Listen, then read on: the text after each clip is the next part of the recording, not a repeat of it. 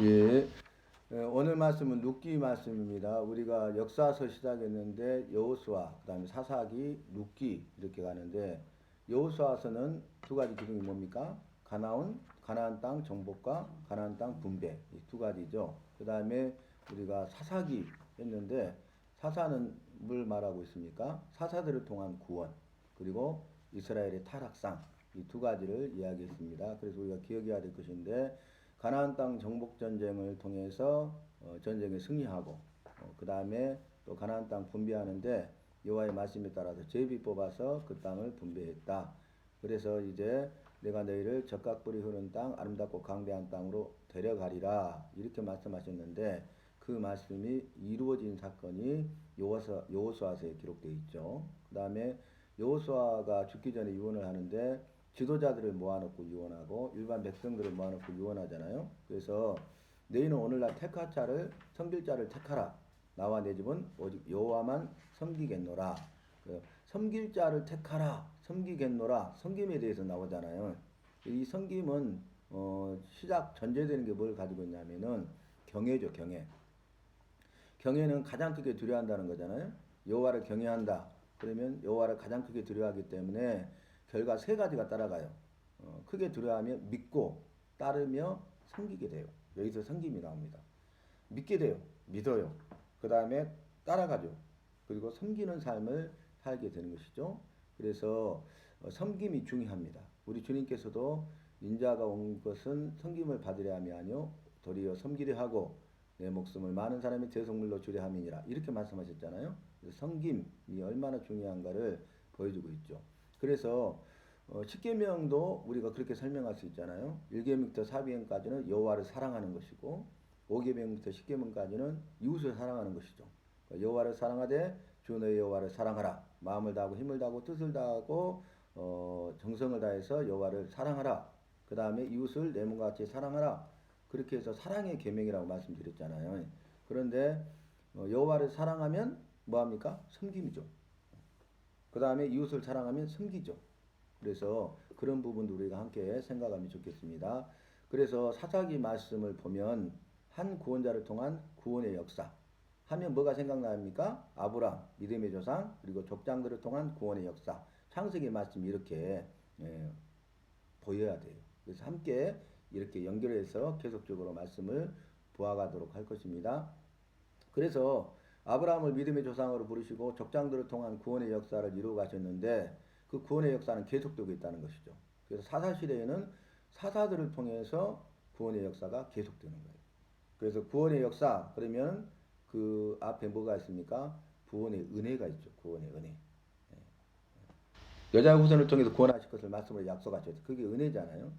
근데 왜 은혜를 베풀었냐면 그 앞에 뭐가 있어요? 긍휼, 인자, 자비, 불쌍히 여기셔가지고 반드시 죽으리라 정령 죽으리라 그러는데 죽게 된 자들을 불쌍히 여기셨기 때문에 그러니까 긍휼, 자비, 인자하심 때문에 그분이 은혜를 베푸셨는데 그 은혜가 구원의 은혜죠. 그리고 구원의 은혜를 이루기 위해서 구원의 역사가 시작되고 구원의 역사가 계속되죠. 언제까지요? 예수 그리스도가 구원자로 오실 때까지. 그게 초림이죠. 그 다음에 예수 그리스도가 다시 오실 때까지 재림이죠. 그래서 예수 그리스도가 오심으로써 천국이 임했어요. 그래서 세례 요한의 외침이 뭡니까? 회개하라 천국이 가까웠느니라 그랬잖아요. 예수님의 외침도 뭡니까? 회개하라 천국이 가까웠느니라. 회개하라가 복음의 핵심이에요. 한마디죠. 회개하라예요. 그 뒤에는 설명이죠. 왜 회개해야 되냐? 천국이 가까웠기 때문이다. 즉 천국에 들어가기 위해서는 뭐 해야 된다? 회개해야 된다. 죄에 대해서 회개하는 것이죠. 그래서 죄에 대해서 회개하는 것은 죄 용서함을 받으라 그 말이에요. 그런데 스스로 죄 없이함을 할 수 없죠. 죄 용서함을 받을 수 없죠. 그래서 죄 용서함을 해주시는 구원자가 필요한 거예요. 그 구원자가 누굽니까? 죄가 없으시고 의로우신 여자의 후손으로 오시는 구원자 예수 그리스도라고 성경은 증거하고 있죠. 그래서 예수님만이 나를 죄와 사망에서 구원하신 유일한 구원자다라는 그런 신앙 고백을 우리가 해야 되는 것입니다. 그래서 사사는 한 구원자라는 뜻이었잖아요. 그래서 사사들을 통한 구원의 역사가 진행돼요. 첫 번째 사사가 온니엘이었죠. 기억나신가요? 그 다음에 지금 복귀하고 있어요. 짧게. 그 다음에 우리가 눈여겨봐야 될 것이 드보라와 바락이 나오죠.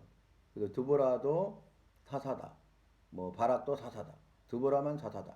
여러 가지 이야기가 나오는데 드보라가 사사고 바락은 군대 장관이었다. 지난 시간에 말씀드렸습니다. 그래서 여선지 드보라가 사사가 되어 이렇게 사사기 4장 말씀에 분명하게 기록하고 있잖아요. 사사가 돼가지고 한 일이 뭐냐면은 바락에게 올라가서 싸우라 이렇게 말하잖아요. 그래서 성경을 정확히 보면 드보라는 사사고 바락은 군대 장관으로 수임 받았다라는 것을 우리가 살폈고요. 그 다음에 뒤에 보면은 타락상에 대해서 말하고 있잖아요. 이스라엘의 타락상이 그 시대에 얼마나 심했는가를 보여주죠. 한 레인이 네 사람은 거룩한 삶을 살아야 되잖아요. 구별된 삶을 살아야 되잖아요. 여호와를 섬기는 자들이잖아요. 그런데 한 네 사람이 첩을 두었잖아요. 첩을.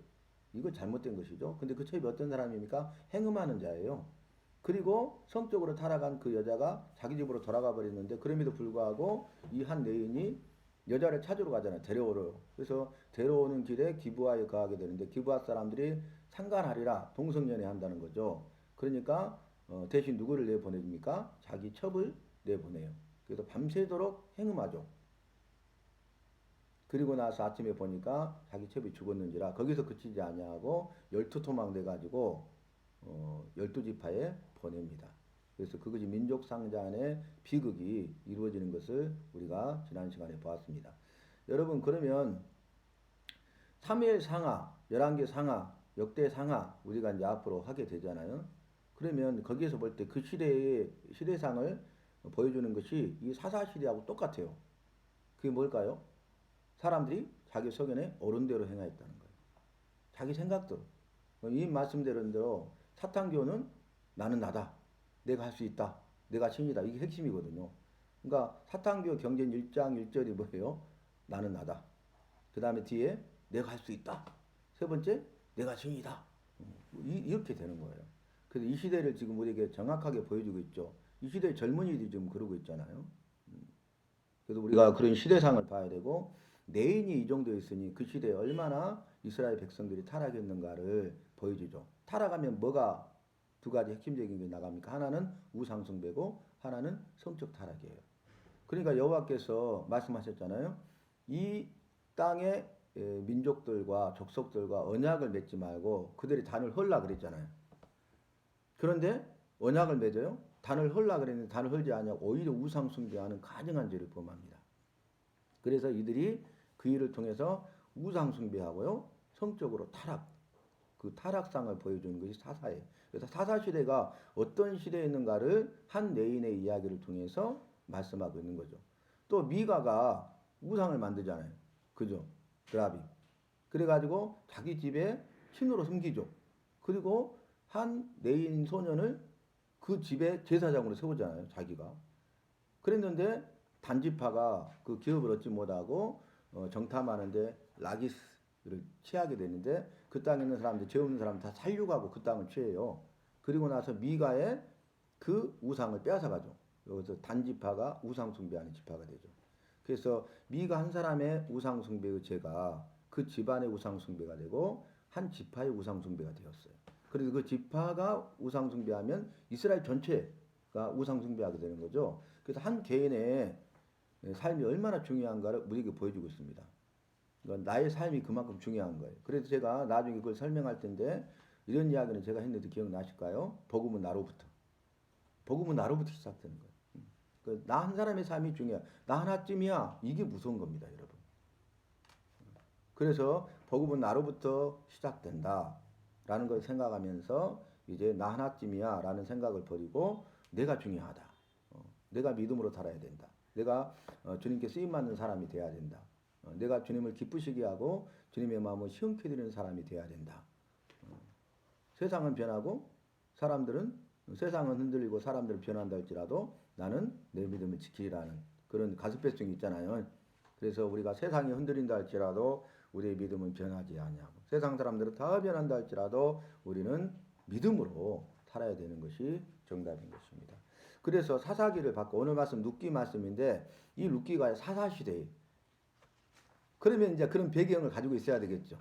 그죠? 사사시대에 이루어진 일을 기록하고 있어요.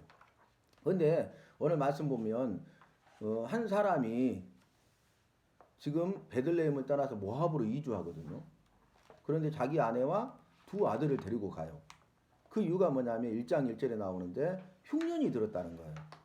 베들레헴에 흉년이 들어가지고 이 한 사람이 자기 아내와 두 아들을 데리고 모압으로 이주합니다. 엘리멜렉이라는 사람이죠. 그 아내는 나옴이고 두 아들은 말론과 기론이에요. 그런데 그렇게 한 이유가 흉년 때문이었잖아요. 그럼 뭐가 생각나십니까? 여러분 창세기 13장 말씀이 복기가 돼야 돼요. 그 뭐냐면 창세기 12장에 여호와께서 아브람을 부르시죠. 소명. 그런데 뭐라고 합니까? 아브라함아 너는 본토 친척 아비 집을 떠나 내가 네게 지시할 땅으로 가라. 내가 너에게 복을 주리니 너로 큰 민족을 이루고 너에게 땅과 자손의 복을 주리라. 세 가지 복을 약속하셨어요. 첫 번째는 민족의 복이고 두 번째는 땅의 복이고 세 번째는 자손의 복이잖아요. 그 복을 말씀하셨어요. 그래서 이에 아브라함이 신의 음성을 듣고 우상 숭배자였던 아브라함이 믿음으로 말씀에 의지하여 믿음으로 갔다 그랬잖아요. 근데 그 믿음이 어떤 믿음인지 아세요, 여러분? 복을 주시겠다니까 복을 주실 것이라는 믿음. 그러니까 뭐 받기 위해서 간 거예요? 복 받기 위해서. 처음부터 아브라함이 믿음이 있었던 건 아니다고요. 우리가 이것을 정말 잘 기억해야 돼요. 근데 그 본문 가지고 이렇게 믿음이 있었습니다. 말씀을 따라갔지 않습니까? 우리도 아브라함처럼 이런 믿음의 삶을 살고 믿음의 삶을 살다가 주님이 부르실 때에 우리가 믿음으로 또한 순종하고 더 큰 믿음으로 주님 앞에 영광을 돌려야 되겠습니다. 그러면 안 된다는 거예요. 아브라함은 우상 숭배자였어요. 그런데 여호와께서 전적인 은혜를 베푸셔가지고 아브라함을 부르신 거죠. 복을 주시겠다 하니까 그 복을 주시겠다는 신의 음성, 그 말을 믿고 말씀에 따라 간 거예요. 복을 받기 위해서 간 거예요, 처음에는. 그러니까 믿음이 있었습니까? 믿음이 없었어요. 그 부분을 우리가 놓쳐서는 안 되겠습니다. 그래가지고 지시한 땅으로 인도한 땅으로 갔는데 그 땅이 가나안 땅이었잖아요. 13장에 보니까 가나안 땅에 기근이 있어요. 기근이. 흉년이죠. 먹을 양식이 없어. 그런데 기근이 심하다. 심한 기근. 기근이 심하니 이에 아브라함이 애굽으로 내려갔더니 이렇게 나와요. 여러분 이제 약속의 말씀을 붙잡고 본토 친척 아비 집을 떠나는 거, 기득권을 포기하는 거 얼마나 어렵고 힘든 건데 결단해 가지고 복을 주신다고 하니까 복 받기 위해서 왔는데 복을 받지 못하고 어떻게 해요? 죽게 생겼잖아요. 복은커녕. 그러니까 기근이 있을 때도 참았어. 굶주림도 참았어. 근데 심한 기근 때문에 이제 아사 직전이 죽어버리면 아무 소용이 없잖아요. 그러니까 인간적인 관점으로 보면은 아브라함은 좋은 결정을 한 거예요. 정말 지혜로운 결정을 한 거예요. 애굽에는 곡식이 풍부하니까 일단 내려가서 먹고 살고 봐야 되잖아요. 근데 이게 잘못된 것입니다. 왜요? 주님 보시기 이건 잘못된 것이죠. 그래서 말씀을 제가 이렇게 기록되어야 한다고 했어요. 그 땅에 기근이 심하니 이에 아브라함이 여호와께 기도하며 여호와께서 아브라함아 너는 애굽으로 내려가라 하시매 애굽으로 내려갔더니 이게 정상이에요. 무슨 말씀이 이해되시죠? 네. 그래서 그 부분을 우리가 놓쳐서는 안 된 것입니다. 그와 똑같아요. 아브라함이 그 땅에 기근이 심하니까 애굽으로 내려가 버렸다고요. 묻지도 않고. 오늘 엘리미라는 사람이 베들레헴에 거주하고 있었는데 흉년이 드니까 모압으로 이주해 버렸다고요. 물었습니까? 묻지 않았죠. 이제 비극이에요. 왜냐하면 모압은 이제 뭐 곡식이 풍부하고 아주 풍성한 땅이고 그러니까 베들레헴을 떠나서 이주한 것인데 거기서 행복하게 살 수 있다고 생각하고 이주한 것인데 가서 엘리멜렉이 죽어요. 자신이 죽어요. 그 두 아들도 죽어버립니다. 거기에서 두 며느리를 얻었잖아요. 어르바와 룻. 근데 세 명이 가부가 된 거예요. 시어머니와 며느리 둘. 그래서 이런 상황에 처하게 되죠. 이렇게 된 것은 여호와 때문입니까? 아니죠. 자신의 결정 때문이잖아요. 여호와께 묻지 아니하고 여호와를 의지하지 아니하고 여호와의 인도함을 받지 아니하고 자신의 생각과 방법대로 한 결과예요. 아까 제가 말씀드린 사탄교는 처음에 나는 나다 그런다고요. 그리고 내가 할 수 있다. 세 번째 내가 신이다. 뭐 이렇게까지 가는 거예요. 그래서 우리가 정말 여호와께 묻는 것이 굉장히 중요합니다. 우리가 할 수 있는 일도 묻고 할 수 없는 일도 묻고 적은 일도 묻고 큰 일도 물어야 돼요. 그래서 주의 인도하심을 따라가면 그건 틀림없어요. 그건 확실합니다. 그 내용이 있고요. 그래서 이제 나오미가 어떤 결정을 합니까? 고향으로 돌아가리라 이렇게 결단해요. 그럼 여기서 한번 살펴봅시다. 여러분 베들레헴이잖아요. 베들레헴에 거주했는데 모압으로 갔단 말이에요. 그럼 베들레헴의 뜻이 뭡니까? 떡집이에요. 떡집. 떡집은 떡이 있죠. 떡이 많죠. 떡이 다양하죠. 떡이 없으면 떡집이 아니잖아요. 그런데 베들레헴 떡집에 떡이 없었다는 거예요. 육체의 생명을 위한 양식이 없었다는 거예요. 흉년이 들었다는 거예요. 그러니까 베들레헴 떡집에 떡이 없으니까 흉년이 들어서 먹을 양식이 없으니까 내려간 거예요. 그러면 인간적인 결정을 굉장히 잘한 거라고요. 이것도 지혜로운 결정이에요. 그런데 믿음의 관점으로 보면 주인 보시기에는 이건 잘못된 결정이라는 거예요. 그러니까 우리가 우리 삶 속에서 상황과 환경만 바라보지 말고 어떤 상황과 환경이 주어진다 할지라도 그 상황과 환경 속에서 여호와를 바라보고 여호와의 말씀에 비춰보시기를 바랍니다. 여호와께 물어서 여호와의 응답을 받아서 여호와의 인도함을 받는 삶을 살아야 돼. 아까 섬김이 중요하다 그랬는데 섬김은 뭘 전제하고 있다? 경외라고 그랬잖아요. 그래서 경외는 세 가지가 온다 했어요. 경외한다. 여호와를 가장 크게 두려워하면 믿고 따르며 섬긴다고요. 믿어요. 따라가요. 섬겨요. 그게 중요한 것이에요. 우리가 믿고 따르며 섬겨야 되는데 그런 삶을 살지 못하게 하는 거죠. 뭐가요? 악한 사탄 마귀가. 뭐가요? 상황 환경이. 우리를 속이는 거예요. 세상이 우리를 속이는 거예요.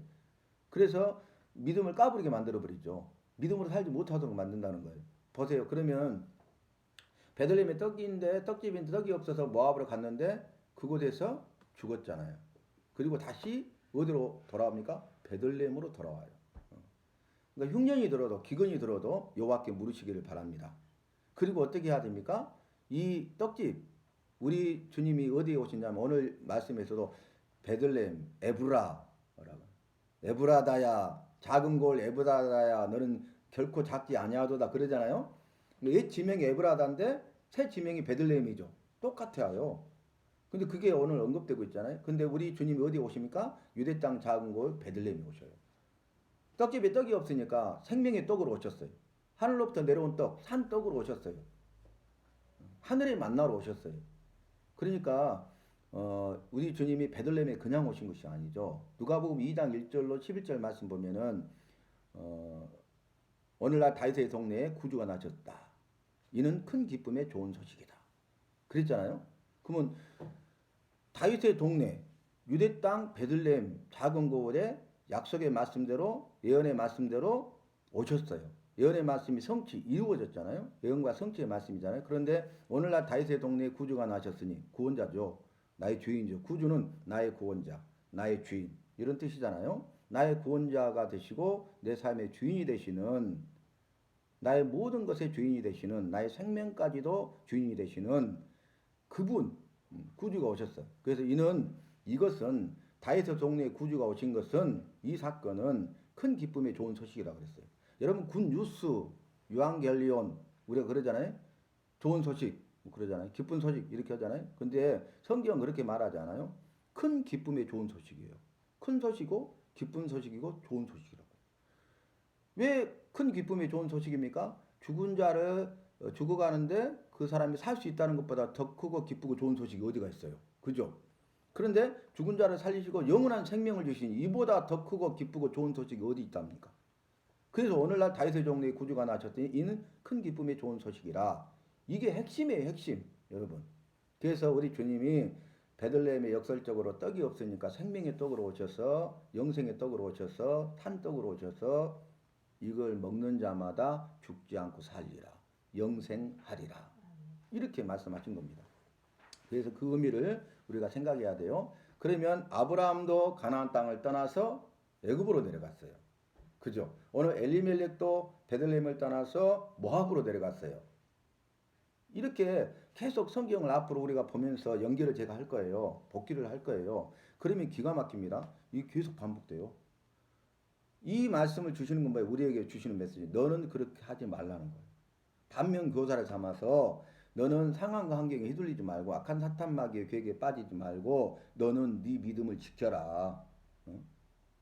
믿음의 종로로 행하라. 그래서 우리가 잘하는 말씀들이 있잖아요. 잘하노라 치우치지 말고 믿음의 종로로 행하라 하잖아요. 그러면서 경고하며 흔들리지 말며 더욱 주의 일에 힘쓰는 자들이 되라. 이는 너희의 수고가 주 안에서 결코 헛되지 않은 줄을 알미니라. 이렇게 말씀하고 있잖아요. 여러분. 그래서 그 부분을 가지고 시작하면 되겠습니다. 그리고 룻기에서 가장 중요한 것은 룻이요. 이제 나오미가 고향으로 돌아가면서 너희도 너희 친정 어머니의 집으로 돌아가라 이렇게 말해요. 그러면 당연히 돌아가도 마땅하고 당연한 거잖아요. 아무렇지도 않잖아요. 누구도 말하지 않잖아요. 근데 오르바하고 룻이 따라와요. 어머니 나오미를. 그러니까 너희 친정 어머니의 집으로 돌아가라 하니까 이에 오르바는 돌아갔어요. 근데 룻은 돌아가지 않고 1장 16절에 위대한 신앙 고백합니다. 어머니의 백성이 나의 백성이 되고 어머니의 여호와가 나의 여호와가 되시리이다. 아멘. 믿음이 있었어요, 없었어요? 믿음이 있었다는 거예요. 처음에 모함 여인입니다. 이방 여인이에요. 뭐 여호와도 모르고 여호와의 말씀도 모르죠. 당연히 믿지 않고 믿음도 없죠. 그런데 이제 이런 신앙 고백을 했다는 것은 나오미가 베들레헴에서 모압으로 이주해 가지고 그곳에서 며느리를 얻었는데 나오미 시어머니의 믿음을 보고 여호와를 향한 믿음이 생긴 거예요. 그래서 이런 위대한 신앙 고백한 거예요. 믿음이 없는 사람이 이런 고백하겠습니까? 믿음이 연약한 사람이 이런 고백할 수 있겠어요? 그렇지 않죠. 이런 신앙 고백을 보면은 나오미가 어떤 삶을 살았는가를 보여줘요. 그는 흉년 가운데 모압으로 이주했고 그리고 그곳에서 정말 남편을 잃어버리고 두 아들을 잃어버리는 그런 상황 가운데 있었지만 그럼에도 불구하고 그는 믿음으로 살았다는 거예요. 믿음을 지켰다는 거예요. 그래서 우리가 룻기 전체 끝까지 보면은 나오미가 결국 어떻게 됩니까? 쓰임 받게 되죠.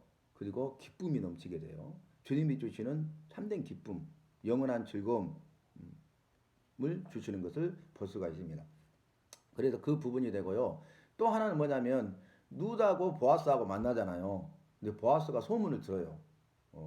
룻이 이렇게 따라왔고 그런 신앙 고백을 했고 어머니를 극진히 섬기고 이삭 죽기를 해가지고 어머니를 섬기잖아요. 그걸 보면서 뭐라고 하냐면은 여호와께서 너에게 복 주시기를 원하고 반드시 상 주시기를 원한다. 이렇게 축복하는 장면을 보게 되죠. 여러분, 그래서 네 행위대로 보응하시기를 원한다 그랬어요. 그 다음에 반드시 상 주시기를 원한다 그랬어요. 자, 행위대로 보응한다는 것은 행한 대로 갚으신다 그 말이에요. 우리가 믿음으로 행해야 돼요. 우리가 믿음으로 행하는 모든 일에 대해서 주님이 다 갚으십니다. 우리에게 복을 주십니다. 반드시 상을 주십니다. 그래서 말씀드린 것처럼 우리가 예수 믿으면 구원받죠. 구원받은 백성이 되죠. 그 다음에 중요한 게 뭐라고? 구원받은 백성의 삶을 살아가야 된다고. 구원받은 백성의 삶을 살아가잖아요. 그러면 그 사람은 상급을 받아요. 상급의 차이가 있는 거예요. 예수 믿으면 다 구원받죠. 그런데 우리가 믿음으로 행하는 모든 일에 대해서 상급이 있다고요. 상급이 다르다고요. 그러니까 구원받은 백성의 삶을 살아가야 되는 거예요. 우리가 믿음으로 순종하는 삶을 살아가야 되는 거예요. 어제 복음 제시를 했어요. 우리 신전욱 권사님이 다리 연결을 해가지고 가서 복음 제시를 했는데 한쪽 뇌졸중이 가지고 왼쪽으로 다 마비가 되고 전신을 못 움직이는데 왼쪽 뇌가 다 시커멓게 됐어요. 그러니까 아무 기능이 없죠. 그리고 이제 인지 기능도 떨어지고 이게 말을 하면 그분을 들을 때 윙윙윙윙 이렇게 들리는 거예요. 그러니까 딸이 어머니가 그랬어요. 그 말은 전하셔도 소용없어요. 그런 내용이잖아요. 그런데 제가 그 말 듣고 마귀가 내 마음을 약하게 하고 영적으로 다 흔들고 있구나. 딱 그래서 제가 하는 말에 우리가 보기에 될 것 같아도 안 되고 안 될 것 같아도 되고 주님이 하실 일을 봅시다. 그렇게 하고 복음 제시를 했어요. 그리고 나서 제가 이제 예수님을 마음으로 믿어 의에 이르고 입으로 신하여 구원을 받습니다. 마음으로 믿어지시면 속으로 따라하세요. 믿어지지 않으면 안 하셔도 됩니다. 똑같이 하고 영접 기도를 했어요. 끝나고 나서 예수님 이제 영접 기도하고 믿으시면은 눈을 감았다 떴어요. 그랬더니 어떻게 했을까요? 그분이 눈을 감았다 뜨는 거예요. 보셨죠? 진짜 힘이 없고 정말 이제 죽음을 향해서 가고 있는 사람은요, 기력이 없는 사람은 눈을 깜빡이세요. 그러면 그 언어를 이해를 못하는 거예요. 그러니까 눈을 감았다가 뜨세요. 그분이 3년 전에요, 뇌졸중 오기 전에 복음 제시를 누가 이렇게 권해서 갔었어요. 완전히 거부해버려요. 아예 자체도 전하지 못하게 해버려요. 그런데 그런 강팍한 사람, 딸은 어머니를 평생 겪어봤기 때문에 어머니가 어떤 분인지 알잖아요. 그런데 딱 성령께서 역사하시니까 그분이 영접하는 거예요. 주님의 살아계심 우리가 보여주시잖아요. 그래서 우리가 약속의 말씀을 붙들고 믿음으로 나아가느냐 그러지 않느냐의 삶이 너무너무 중요하다는 거예요. 그러니까 이렇게 연락했을 때 흔쾌히 가요. 어디든지 가요. 그런데 왜 그런 믿음이 있습니까? 주님이 하시니까. 놀라운 것은 그런 지혜를 주시고 짧게 간결하게 복음 제시를 막 성경 찬송하고 읽은 게 아니라 말로 이렇게 전하게 하시고 그렇게 하면 다 영접한다는 거예요. 그냥 의식이 없어. 내사 상태에 있어. 근데도 이렇게 전하면 나중에 깨어나고 살아나갖고 회복돼갖고 누군가 말하는 소리를 듣고 자기가 따라했다는 거예요. 주님이 일하심을 우리 보잖아요. 그래서 정말 오늘 룻이 그 시어머니 나오미를 보면서 어머니의 백성이 나의 백성이 되고 어머니의 여호와가 나의 여호와가 되시리이다. 위대한 신앙 고백이고 그 다음에 부모를 공경하는 것을 볼 수 있잖아요. 다시 베들레헴에 와서도 이삭 죽기를 통해서 봉양을 해요. 그런 모습을 보잖아요. 그것이 이제 소문이 나고 보아스가 칭찬하고 보아스가 네 행위대로 봉하시기를 원하고 상 주시기를 원한다. 이렇게 축복까지 하고 그러면서 결국 어떻게 되냐면 이 보아스와 룻이 결혼하게 돼요. 그래가지고 누구를 낳아요? 오벳을 낳아요. 오벳이 이세를 낳고 이세는 다윗을 낳았더라고 끝나요 사장이. 좀 생뚱맞은 그 결론이잖아요. 느닷없이. 그런데 이게 왜 중요하냐면 예수님의 족보잖아요. 그러니까 룻을 한번 살펴봅시다. 룻은 모함 여인이에요. 이방 여인이에요. 그죠? 그 다음에 여자예요. 여자는 사람 취급 안 했잖아요. 그 다음에 가부예요. 가장 낮고 천한 그런 작은 소자죠. 그죠? 그 사람이 구원받기도 힘들잖아요. 근데 구원받기만 해도 대단한데 구원받은 백성으로 살아간 것은 더 대단한데 예수님의 족보에 들어갔어요. 여자는 족보에 안 들어가잖아요. 근데 그 네 사람 중에 한 사람이 됐다고요. 그 네 사람이 누구죠? 예수님의 족보에 들어간 사람이 첫 번째 창세기에서 나오죠. 다말, 유다의 며느리 다말. 그 다음에 기생 나. 그 다음에 오늘 누구예요? 룻. 그 다음에 우리아의 아내. 그러니까 누굽니까? 밧세바. 그러죠. 그리고 또 이제 마리아는 예수님을 성령으로 잉태하여 낳았죠. 그죠? 그래서 그 족보에 들어가는 영광에 들어가고 이 보아스와 룻을 통해서 오벳과 이세와 다윗이 오고 다윗의 자손으로 구원자신 예수 그리스도가 오시는 거예요. 이 영광에 들어가게 됩니다. 영광스러운 이름이 되는 것이죠. 그래서 우리가 믿어야 되고 믿고 구원받을 뿐만 아니라 구원받은 백성의 삶을 살아가는 것이 얼마나 중요한 것인가를 우리에게 보여주죠. 우리가 이 땅에서 삶뿐만 아니라 이 땅에서 상 받는 것뿐만 아니라 저 하늘나라의 상이 크잖아요. 하늘에서 너희의 상이 큼이라 이렇게 말씀하셨잖아요. 우리가 팔복 말씀을 보면 심령이 가난한 자는 복이 있나니 천국이 저희 것이며 그랬잖아요. 우리 천국의 소망이 이루어져야 되잖아요. 가장 큰 게 천국의 소망이잖아요. 천국에 대한 영원한 생명과 소망을 우리가 붙잡고 살아가고 있잖아요. 근데 어떤 사람이 천국에 들어가냐? 심령이 가난한 자가. 그러니까 자기 것을 모두 비운 자가. 거기서 머무르지 않고 예수님으로 가득 채운 사람. 그 사람이 심령이 가난한 자라고요. 그게 한 단어로 뭐라 했어요? 묵상이라고 그랬어요. 묵상. 묵상이 그겁니다. 명상은 결론이 뭐예요? 최종적으로 자기를 다 비우는 것이 명상이에요. 근데 묵상은 자기를 다 비워. 거기서 멈추지 않고 비우는 이유가 뭐예요? 여호와로 가득 채우기 위해서. 아시겠죠? 비우고 채우는 거예요. 그게 뭐예요? 성령 충만이에요. 그게 묵상이에요. 그 사람이 심령이 가난한 자예요. 그 사람이 천국 들어가요. 그러니까 원문에서 그랬잖아요. 천국이 저희 것이다. 심령이 가난한 자들은. 선포부터 해요. 우리 심령이 가난하다는 복이 있나니 천국이 저기. 복이 있도다. 그래요. 선언을 해보라 해 그냥. 천국이 저희 것이다. 심령이 가난한 자들은. 이렇게 나오거든요.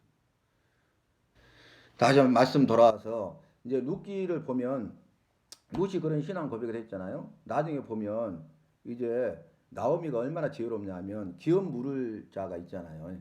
그래서 기업 물을 자에 대한 부분을 이제 룻은 모르는데 나오미는 잘 알고 있잖아요. 그래서 보아스는 너희 친족이라 그러면서 내가 하는 명한 대로 행하라. 오늘 밤에 타작마당에서 보리를 까불 것이다. 보아스가. 그리고 그 사람이 자리에 누우면 이불 발꿈치를 들고 들어가서 같이 누우라. 이렇게 명령하는데 어머니의 명령대로 다 행해요. 그러니까 나오미와 룻의 관계가 어떤 관계인가를 알 수 있죠. 룻은 나오미를 통해서 여호와를 만났어요. 그리고 그 말씀이 올리를 아는 거예요. 그래서 시험이 나오미의 말을 여호와의 말씀처럼 믿고 순종하는 거예요. 이 굉장히 중요한 겁니다, 여러분. 내 부모를 공경하라 그랬잖아요. 주 안에서 내 부모에게 순종하라 그랬잖아요. 이 말씀에 따라 사는 것이 굉장히 중요하거든요. 근데 세상에 모압 사람이요, 이방 여인이요, 그다음에 또 가부인 이 룻이 그 어머니를 통해서 여호와를 만나고 바른 믿음의 삶을 살고 그 말씀에 따라 순종하는 것을 볼 때에 그것이 복 있는 자가 되는 거죠. 이 영광스러운 자리에 있게 된 거예요. 그러니까 우리 주님은 다른 거 보지 않아요. 이 사람이 모압 사람이다, 이방 여인이다, 여자다, 뭐 가부다, 뭐 작은 소자다, 이거 보지 아니하시고 믿음을 보십니다. 네가 행할 일에 대해서 보응하시기를 원한다 그랬잖아요. 네 행위대로 갚아주리라 그 말씀이에요. 행위대로 갚아주신다고. 우리가 어떤 삶을 살았냐, 믿음의 삶을 살았어? 그러면 어떤 믿음의 삶을 살았냐, 이것을 보신다 그 말이. 그래서 우리가 삶 속에서 오직 너는 믿음으로 말미암아 살리라 이렇게 말씀하셨는데 믿음으로 살아가는 것이 얼마나 중요한 것인가를 우리에게 보여주고 있습니다. 그러면 이제 들어가 봅시다. 룻기 말씀 보면 룻의 결단과 헌신, 아까가 나왔죠. 어머니의 백성이 나의 백성이 되고 어머니의 여호와가 나의 여호와가 되리이다. 그러면서 또 복양하고 따라오고 끝까지 포기하지 않고 배신하지 않죠. 오르반은 떠나가 버렸잖아요. 룻은 떠나가지 않고 함께 했어요. 함께 한다는 것이 중요합니다. 생사 고락을 함께 한다는 게 중요하잖아요. 그죠? 그랬더니 영광이 있는 거예요. 여러분 고난 없는 영광이 없다는 소리 많이 들었잖아요. 십자가의 고난 없이 부활의 영광이 없어요. 십자가의 고난이 있어야 돼요. 십자가의 길을 걸어가야 돼요. 나에게 고난이 없게 해주세요. 이렇게 기도하는 것이 아니라 고난이 있어도 고난을 감당할 수 있는 힘과 능력을 주세요. 이렇게 우리가 간구해야 되는 것입니다. 그래서 제가 말씀드렸는데 여러분 고난은 살아있다는 증거예요. 이 물이 있는데요. 큰 물고기가 둥둥 떠내려가 물결에 따라서. 근데 이 조그마한 피라미가요. 물을 역류해서 올라가는 거 거슬러서. 이게 죽은 것과 산 것의 차이예요. 이 살아있다는 증거예요. 근데 고난이 있잖아요. 역류하는 것은. 그렇죠. 예. 그래서 우리가 고난 가운데 있을 때 내가 예수 믿기로 했어. 잘 믿기로 했어. 그랬는데 막 고난이 와. 그러면 주님 믿을 수 있어요? 왜 그러세요? 이거 믿음이 없는 거죠. 말씀을 모르는 거죠. 아, 내가 믿음으로 살고 있구나. 주님 감당할 수 있는 힘과 능력을 주세요. 이렇게 의지하고 주님이 공급하신 힘과 능력을 의지해서 승리하고 승리의 계가를 부르고 그러면서 우리가 찾고 피hat된 사람들이 승률이 높아지는 거죠. 승리하게 되고 반타적 이상이 되고 나중에 더 승리하는 삶을 살게 되는 것이죠. 그것이 뭐냐? 요한복음 10장 10절의 삶이에요. 내가 온 것은 양으로 생명을 얻게 하고 더 풍성히 하려는 것이니라. 그게 뭐예요? 생명의 삶과 풍성의 삶이라고요. 예수님 안에는 생명의 삶이 있고 풍성한 삶이 있다고요. 생명의 삶을 주시기 위해서 풍성한 삶을 주시기 위해서 오셨어요. 근데 그 생명은 영원한 생명이에요. 세상이 주는 것 같지 않아요. 세상에서 줄 수 없는 거예요. 그 다음에 풍성한 삶은 뭡니까? 차고 넘치는 삶이죠. 부족함이 없는 삶이죠. 시편으로 말한다면 뭡니까? 내가 부족함이 없으리로다 내 잔이 넘치나이다. 그런 삶이잖아요. 쓰고도 남음이 있는 삶이잖아요. 풍성한 삶은. 그런데 문제는 그런 삶을 누구나 다 살기를 원하지만 그게 살지 못한다는 게 우리의 문제잖아요. 그런데 예수님 안에 있으면 풍성한 삶이 이루어져요. 예수님이 나에게 풍성한 삶을 주세요. 그래서 내가 온 것은 너희로 양으로 생명을 얻게 하고 더 풍성히 하려는 것이니라 이렇게 말씀하셨습니다. 보아스를 통한 역사. 이건 역사는 뭘까요? 구원의 역사죠. 구원의 계보, 구원의 역사. 계속 가고 구원의 세대 이렇게 가고 있는 것을 볼 수 있습니다. 룻기 어머니의 백성이 나의 백성이 되고 어머니의 여호와가 나의 여호와가 되시리니 룻기 1장 16절 말씀이고요. 네 행한 일에 보응하시기를 상 주시기를 원하노라 2장 12절의 말씀입니다. 룻기 1장을 보면 이주하죠. 엘리멜렉이 그의 아내 나오미와 두 아들 말론과 결혼을 데리고 베들레헴에서 거주하다가 모압으로 이주했다. 그 다음에 결단하죠. 그 땅에 흉년 때문에 갔었는데 룻이 결단하는 내용이고요. 베들레헴 기양 두 사람이 이르니라. 두 사람이 누굽니까? 나오미와 룻이죠. 그 사람 이꼬로 믿음의 사람이죠. 두 사람 다 믿음의 사람이야. 그 다음에 2장 말씀 보면 룻과 보아스의 만남에 대해서 이야기하고 보아스가 아까 2장에서 말씀드렸잖아요. 네 행위대로 보응하시고 상 주시기를 원한다. 배려해 주는 것을 볼 수 있고요. 그 다음 축복하는데 너를 돌아본 자에게 복이 있기를 원한다. 돌아본 자 돌봐주는 사람을 말하죠. 그래서 엄청난 이 축복을 하는 것을 볼 수 있습니다. 그래서 제가 축복이라고 해놨습니다. 복을 비는 행위이기 때문에 축복이라고 써요. 복이 있기를 원한다. 그 사람이 복 주는 사람이 아니고 복이 있기를 원한다는 복을 비는 거잖아요. 그래서 축복이라고 제가 단어를 넣어놨고요. 그 다음 룻기 3장 말씀 보면 기업 물을 자 고엘 아시죠? 그 다음에 약속에 대해서 말하는데 책임. 이제 같이 누웠잖아요. 그러니까 두려워하지 말라고 내가 이 일을 이루기까지 쉬지 아니하리라. 이렇게 말하면서 내가 기업을 물으려고 하는데 나보다 그 순서가 빠른 사람이 있다는 친족이 있다는 거예요. 그래서 결국 물었는데 그 친족이 어떻게 합니까? 나는 기업을 물으지 않겠다. 그래서 그 다음 순서가 보아스가 되고 보아스가 룻을 아내로 맞아서 결혼했다. 이게 이제 4장 말씀에 나오게 되는 거예요. 그래서 성취하기 전에는 이 일을 이루기 전에는 내가 쉬지 아니하리라. 뭐가 생각납니까? 우리 주님은요. 성취하기 전에는 쉬지 않으시고 쉬지 않으시고 일하시는 분이에요. 주무시도 졸지도 아니하시는 분이에요. 낮에 해와 밤에 달이 해치 못하도록 상치 못하도록 나를 지키시는 자예요. 그래서 시편 121편에서도 내가 눈을 들어 산을 보리라. 나의 도움이 어디서 올까? 어디서 올고? 천지를 지으신 여호와에게서로다. 그렇게 하잖아요. 근데 보면 그 산이라고 하거든요. 그러니까 산은 시온 산을 말이에요. 여호와 계시는 산. 거기에서 도움이 오는 거야. 우리가 무등산도 있고 뭐 여러 개 뭐 속리산도 있고 설악산도 있고 우리나라뿐만 아니라 전 세계적으로 많은 산이 있잖아요. 그 산에서 도움이 오는 것도 아니에요. 동서남북 사방 팔방 옥문각지를 다 돌아봐도 나의 도움이 없어. 근데 나의 도움이 어디서 온다고요? 천지를 지으신 여호와에게서로다. 그렇게 나와요. 여러분 천지를 지으신 여호와 그러면 뭐가 있냐면 첫 번째는요. 여호와 스스로 계신 분이잖아요. 그러니까 영원하신 분이에요. 그 다음 천지를 지으셨는데 엘로힘 전능하신 분이기 때문에 말씀으로 천지를 창조하셨어요. 그래서 천지를 지으신 여호와 그러면 뭐냐면 영원하신 분, 전능하신 분. 근데 그분이 우리를 만드시고 우리의 뭐가 되세요? 주인. 그러니까 그 신앙 고백은 뭐예요? 우리가 영원하시고 전능하시고 주인 되신 여호와여 이렇게 신앙 고백을 하는 것입니다. 4장 말씀 보면 결혼과 조상에 대한 내용이 나오는데 룻과 보아스가 결혼해요. 아까 아내를 삼고 자녀를 낳아요. 근데 그 자녀가 누굽니까? 누구예요? 오벳. 오벳이 이세를 낳고 이세가 다윗을 낳았어요. 그 부분은 그래서 다윗을 낳았더라 하고 끝난 것은 다윗의 조상이 되고 다윗의 자손으로 구원자 예수 그리스도가 오신다. 이제 그 두 가지를 보여주는 내용이 되겠죠. 그래서 생뚱맞은 결론이 아닙니다. 연결되는 것을 볼 수 있어요. 자, 오늘 룻기 말씀을 살폈는데요. 룻기 말씀에서 룻의 위대한 신앙 고백이 있었죠. 그래서 우리도 한번 점검해 봅시다. 어머니의 백성이 나의 백성이 되고 어머니의 여호와가 나의 여호와가 되시리이다. 정말 나의 삶을 한번 돌아봐야 되겠어요. 그래서 나는 그분을 왕으로 모시고 그분의 백성으로 살고 있는가? 그리고 나의 여호와로 모시고 있는가? 이렇게 내 삶을 점검해 보면서 룻은 정말 낳고 천한 자였지만 작은 소자였지만 믿음의 삶을 살았기 때문에 주님께서 들어 쓰셨잖아요.